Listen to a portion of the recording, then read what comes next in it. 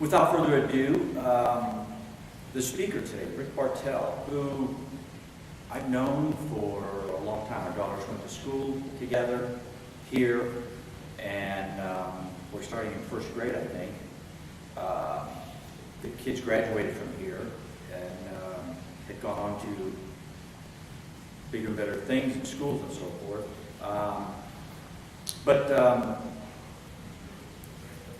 His mother attends daily mass here and knows a lot of people here at Prince of Peace. She's a rock star, actually. If you don't know Mary Bartel, yeah, she's as sweet as she can be. Rick is a CPA, has held various management and financial positions. He's a lecturer and volunteers for the nursing home ministry. He was recently a finalist for the CFO of the Year in the Dallas Business Journal, and he's CFO with Murex right now. And putting this together and knowing and wanting to have guest speakers and so forth.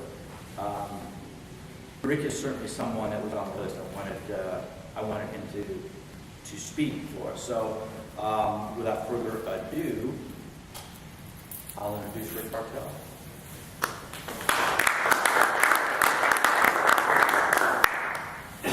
Thank you, John. Thank you all for coming out today on this wet and windy day. Appreciate it. I'm going to talk today a little bit about work-life balance. And for a lot of people, work seems to encroach on personal life more than ever with, cell phones and iPads, constant texts, email messages. Some people have global operations. They get calls in the middle of the night. And it just seems like work-life balance is harder than ever. But to tell you the truth, I really think work-life balance is overrated. Most people, if you ask them about work-life balance, they say, I want to work less hours. And I believe that most people would rather have work satisfaction and personal satisfaction than to have this mythical work-life balance. So let me explain. I don't know if I have work-life balance. I do know that I like my life, I like my work, I like my family. Both are very important to me. But it wasn't always that way. When I started work after college, I wasn't married, and I was working about 80 hours a week in public accounting. I was getting my MBA at night. I really didn't have work-life balance at all. But I didn't have a whole lot of satisfaction in my personal life, but I was learning a lot in my professional career, and I got a lot of professional satisfaction. Things changed a lot when I got married. I wanted to be a good father, but I really didn't know how. So I was really excited when I went to my first school visit with my son for 2K. And so we were all sitting around the floor in a circle, cross-legged, which I can't really do because I'm not that flexible, but anyway. So our kids were next to us, and they had all drawn pictures of their fathers. And their teacher recorded the story that they told. So the first few were pretty normal. My dad plays with me and gives me ice cream. My dad gives me horsey rides. And then it was my turn. So I got a chance to see my son as he saw me. So he shows the picture, and he's real proud, and he says, my dad lays on the couch and watches TV. So, to say I was mortified is probably right. I didn't think I was really Father of the Year, but I didn't think I was that bad. So I did some soul searching, and I decided to look at my values, look at my life. And I wrote down what my ideal values were in order of priority. And at that time, then I wanted to see how well I was living those values. And at that time, it was integrity, family, health, and career. And I obviously wasn't doing very well on the family side. So I made a commitment to eat at least 4 dinners at home each week, to spend at least an hour a night with my children, and to help coach their sports teams. And for the most part, I did. So you could call those core habits. And certainly my personal life was much happier, and if your personal life is happier, you're a lot more successful at what you do in business. if you have a terrible personal life, you're not going to be as effective as you would be in business. So you really have to take care of that. So it's pretty easy to figure out what your values are. You don't have to spend 8 hours or 20 days working on it. If you gave yourself 30 seconds, you could come up with your top 3 to 5 values. And then prioritize them in order. But first of all, you need to have good values, serious values, long-term values. So that means that individualism, hedonism, minimalism, all the popular isms, relativism, environmentalism, none of those are really going to make you very happy. But it seems like that's what a lot of the young people now believe in, that will make them happy. So, but what I've found is that to the extent that you live your most important values, assuming that you have good values, you will be happy. To the extent you don't live your values, you'll feel distress and unhappiness. And some might even call it sin. As an example, let's say your values are health, family, and business. Would you sacrifice your health for your family? Would you endanger your health to protect your children, your wife, your spouse? If yes, then family is a higher priority than health. Would you sacrifice your family for your business? If no, then family is your highest priority. So in this example, family is your highest priority because you chose family over health and you chose family over business. But then, would you sacrifice your health for your business? And you might say, of course not. What does it profit a man to be fabulously successful and be unhealthy? Sort of a paraphrase of Mark chapter 8, verse 36. In that case, health would be more important than business. And so in this example, your prioritized values would be family, health, and business in that order. And, the lower values support the higher values because you have to be healthy in order to be able to do business, and you have to have money to support your family and so on and so forth. But it's sort of what comes first. So if you take your values in order, and let's say that John's value structure is business first, then health and family. And Joe's is family, health, and business. Who would you rather hang out with? Who would make better life decisions? Who would be a better father? Who would be happier? Sorry, John.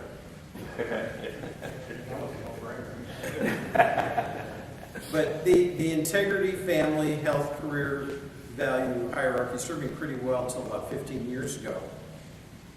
At that time, my kids were in high school and college, and they didn't need as much time.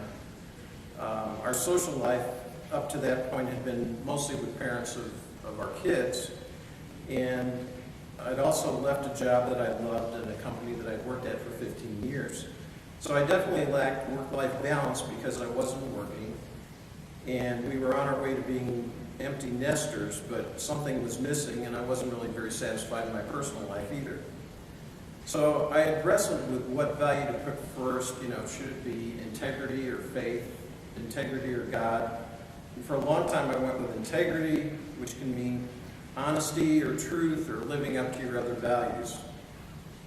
But, I had always felt that I was a businessman. I didn't need all that spirituality mumbo jumbo, But then when things weren't going well for me, that really didn't do it. So integrity is good, but it really didn't encompass everything that I wanted. And it's good, but it really doesn't help you when you don't have a job and you feel like you don't have any friends. Integrity is better than nothing if you're a secular humanist, but it's really not enough if you're a Catholic Christian. So eventually I settled on faith as my number one value. And there's some support for this since it's the first of the 10 commandments. And it's also what Jesus called the greatest commandment in Matthew chapter 22. So faith to me means believing in God, putting God first, and it means becoming a better version of yourself. It means if you become a better version of yourself, it makes all your decisions easier. Does this choice make me a better version of myself, or does this choice make me a worse version of myself? You could ask yourself about any decision you have to make, and you know the answer instantly. Very simple. Of course, I don't always choose to be a better version of myself. Sometimes I choose to be a worse version, either consciously or unconsciously. I'm not proud of that, but that's a fact. But I'm always happier when I choose to be a better version of myself, and I'm always unhappy with myself when I choose to be a worse version of myself. It also works with my other values. I can choose to be a better version of myself as a husband and father, or I can lay on the couch and watch TV. I can choose to be a healthier version of myself through diet and exercise, or I can lay on the couch and watch TV and eat potato chips and drink beer. I can choose to be a better employee and a better leader and a better chief financial officer, or I can choose to be a worse employee or a worse leader or a worse financial officer. To me, faith includes demonstrating other values such as kindness, generosity, and helpfulness. It means helping people, being a good listener, trying to be the best possible steward of my time, treasure, and talent. So for me, it's a much better choice than integrity. My other values haven't changed in order: family, health, faith, family, health, and career. And what it does is it helps me to feel personal satisfaction and professional satisfaction. It helps me to make better choices and to focus on what's important and what's not important. I don't really believe that you can have it all in the world like they say.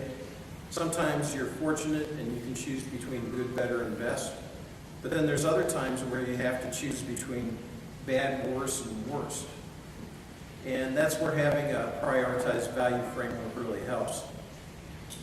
Another thing that helps to achieve personal and professional satisfaction is core habits.